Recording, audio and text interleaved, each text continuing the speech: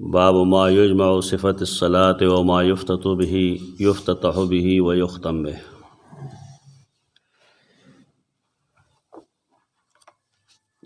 इमाम बुखारी रहमतुल्लाहि ताला अलैह ताकम हदीस च दे बयानी तो दाग ज़िक्र कर दे च बाबुन युब्दी ज़बाइहि व युजाफ़ी फ़ी सुजूद। यानी दे हदीस ताल्लुक़ द मुंज़ द सजदे सर दे च मुंज़ के बा बनी आदम सजदा संग गई खुद आगे द पर बाब चिकम लिखल दे आगा मुनासिब न दे देवी च मा युजमा सिफ़तुस सलात द मांजो यो जामे सिफ़त और शोरो बसंग कई द मांजो ख़त्मई बेसंग दा बंदगी रही इंसानियत भी ख़तागानी की तो रस्तनी हदीस दे बाप सर से ताल्लुक़ निश्ता। अलबत्ता हदीस के द नबी करीम सल्लल्लाहु अलैहि वसल्लम द सजदे कवलो तरीक़ा खई एक हदीस बयानी द अब्दुल्लाह बिन मालिक इब्न बुहैना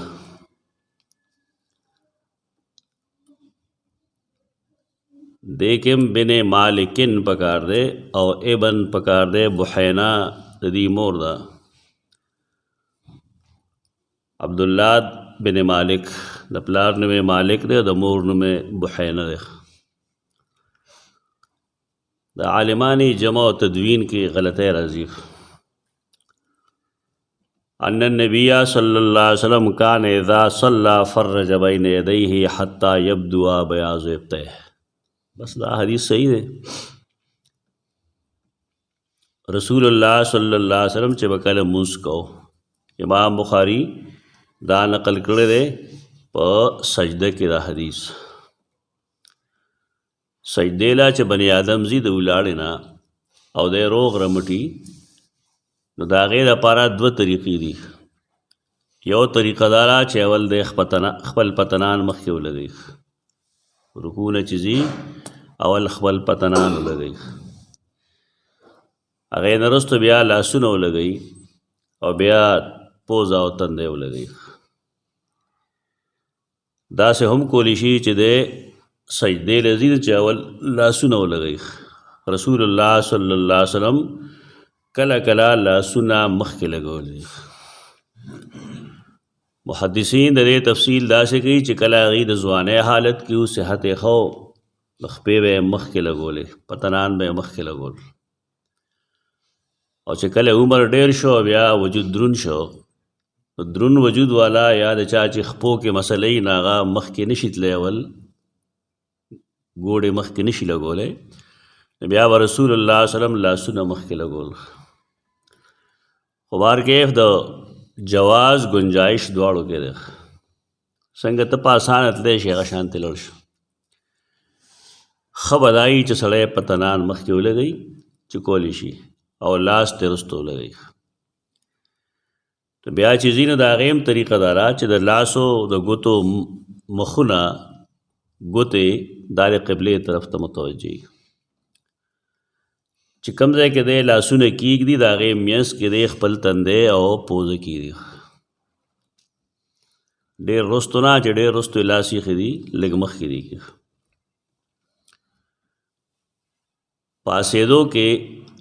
दा दो तरीक़ी के देशी च अवल सड़े सर पोरत की अब या पासी न उस्तखपल हाल तो गुरी कदे नेख पासे देशी हो खबई ज़वाने के या लकवाने के कोलिशी खलक चिकल वजूद द्रुनशी ने ब्या लासो पजोर नशी पासे दे फ़र्क न कर जाएगी कि सड़े खाम खा लाश लगई न खन गई खो के बिलफरज तकलीफ़ और तई न लाश ती लगी दा अल्लाह रज़ा द नबी करीम सल्लल्लाहु अलैहि वसल्लम पर फरमान बरदारे के दा इंसान ल पर तकलीफ़ और कोलो के न दा जान तरीगुरी रेसंग उचते देश ज़वाने के खकारा इंसान क़ुव्वतु न बदली और बुढ़ापे की बदली अगे मुताबिक दिकारू की خو نبی کریم صلی الله علیه وسلم بس کول کان اذا صلی فرج بین یدیه سجده چې به کولا نو لاسونه به ډیر ارت کړل کولو به کړل لاسونه او دومره به کولو کړل چې حتی یبدو بیاض ابطیه چې د هغې د ترخونو سپینوالی وښکاره شو یعنی لاس یې دلته ایښي دي خو سنګل یې داسې کړي دي چې شات نه ښکاره کېدی شي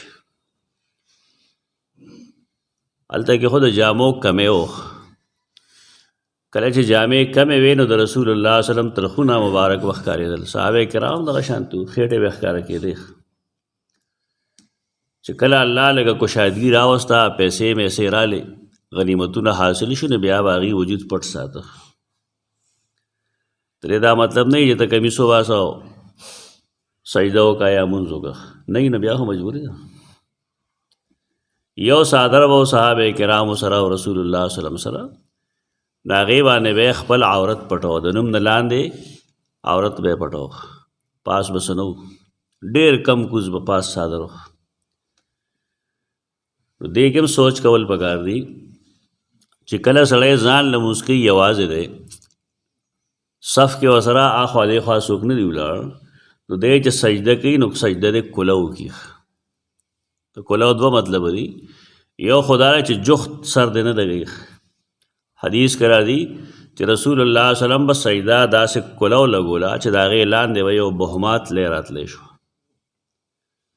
د یو ورکوټې څاروی د هغه لاندې تلی راتلی شي ګړه یا د بیزې بچی دا ځان ځمکې پورې جختول د رسول الله صلی الله علیه وسلم طریقه نه ده د خپله خېټه د ځمکې نه پورته وساتي د لاسونه به دی کلو ساتي خو هغې کې به دا هم کوشش کوي چې لاسونه به په ځمکه نه لګوي دا به نه چې لکه د لومبړې په شان دی د ده لیچې یا سنګلو پورې لاس په ځمکه پراته وي دا ځوانان ټول داسې کوي ځکه دې د چاخولې نه دی لاس سنګل پورې دا په ځمکه نه پراته دا پورته وي بره وي یو خدا شوه چې خېټه به دی د ځمکې نه پورته ساتي الله چې لاسونه یې داسې کړل نو دا به د ځمکې نه هم پورته وي او دا ځایونه به د خېټې نه هم بېرته وي داسې به نه کوي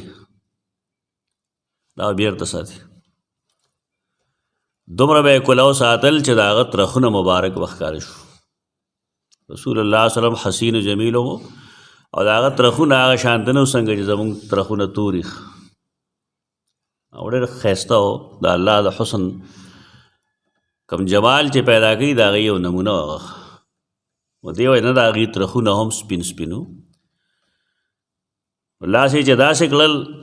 د دې مطلب دا دی چې سړی مونځ کوي یوازې کوي یا امام دی نو دغه شان به کوي